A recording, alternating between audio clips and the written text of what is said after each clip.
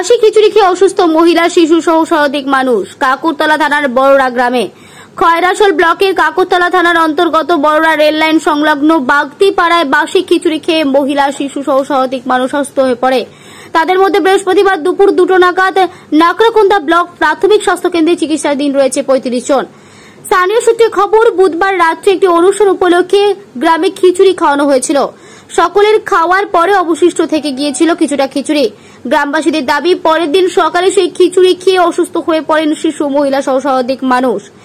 এর মধ্যেই তারা ভর্তিও হয়েছেন স্বাস্থ্যকেন্দ্রে। প্রাথমিক স্বাস্থ্যকেন্দ্রে নিয়ে যাওয়া হয় এবং বাকিদের স্থানীয় মন্দির চত্বরে এখানে রাখা হয় অস্থায়ী মেডিকেল শিবির হিসেবে। ঘটনার পর খবর দেওয়া হয় হাসপাতালে ভর্তি হন এবং অসুস্থদের চিকিৎসা করার সাথে সাথে মেডিকেল দল নিয়ে বড়রা শিবিরের মধ্যে হাজির হন নাকরাকুন্দা BMOH ডাক্তার সব্যসাচী রায় সহ অন্যান্য চিকিৎসক ও স্বাস্থ্যকর্মীগণ।